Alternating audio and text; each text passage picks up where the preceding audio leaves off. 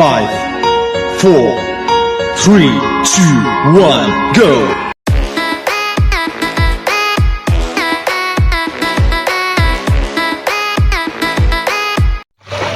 Ayan, hello everyone! Welcome back muli sa ating munting channel. This is Ryan BTE and yan, magandang hapon, magandang araw, magandang gabi, magandang tanghali. Good morning everyone sa lahat ng dako ng mundo kung nasan man kayo. Maraming salamat. Tansya na naman kayo. Share ko lang yung aming liguan ng bata pa kami. Ayan.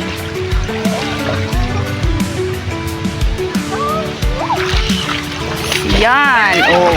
Flowing water to guys, na super linaw. So yan, flex ko lang sa inyo.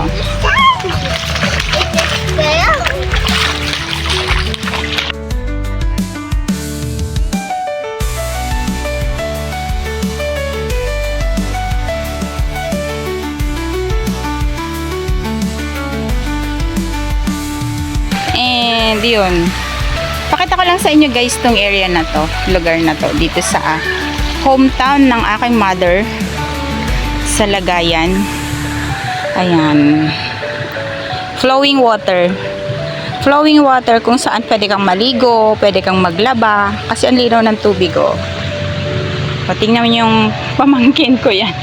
Pamangkin sa pinsan, naligo na siya.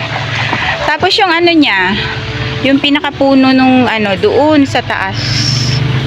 Parang may bukal doon kung saan lumalabas yung main source ng tubig.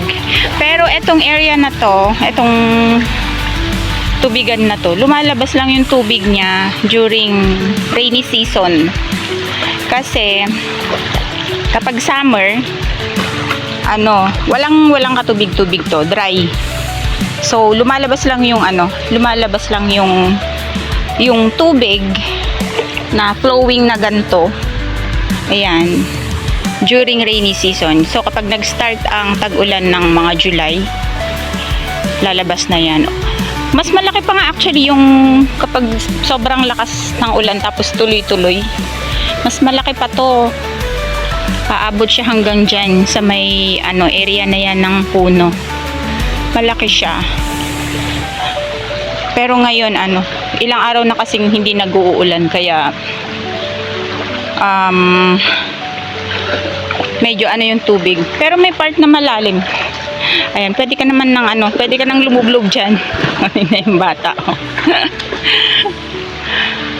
Pwedeng maglaba. Malinis to guys kasi nga siya, bukal siya. Pwedeng maglaba, pwedeng maligo. Actually dati, iniigiban pa namin to ng tubig panggamit sa bahay. Pero not advisable na inumin siya. So yan. Dati hindi siya parang feeling ko dati nung maliit pa ako, ang haba-haba pag pumunta ka dun sa may pinakapuno, pinanggagalingan ng water source. Parang ang layo, lalakarin pa mula dito. Pero ngayon parang ang lapit-lapit na lang. Tapos kita mo na ang daming mga puno. Ayan. Mga punong kahoy. O diba? Ayan. Flex ko lang naman sa inyo yung kung saan kami lumalangoy. Lumalangoy mahiksi lang pala. Mababaw lang pala. Pero ito lumalaki yung tubig niya. Tsaka to dati hindi siya ganito na ba to? Malinis. Puno to ng mga halaman na ligaw. Ayun, mga damo-damo na nabubuhay kahit nakababad sa tubig. Hindi naman siya bakawan kasi hindi naman to hindi naman to dagat. Pero ayan, parang to mga puno na to nakababad sa sa tubig. Ang linaw ng tubig. O diba? Han ka malamin? Haan?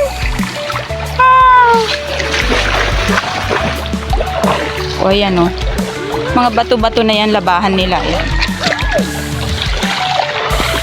O diba, nakakamiss silang dito pumunta.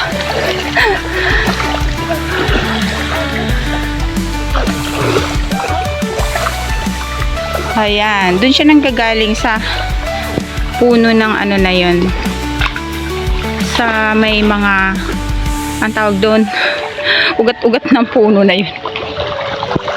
May mga tanim silang mga gabi. Tinanaman na ng gabi. Oh, diba? Ayan. Mga kawayan lang dyan. Malinis to, guys. Malinis tong lugar na to. Malinis yung tubig. Ayan. O, diba? Tapos dun sa baba dun, sa kabila dun, palayan na. Oh. Ang sarap. Ang sarap dito. Ang linaw, oh.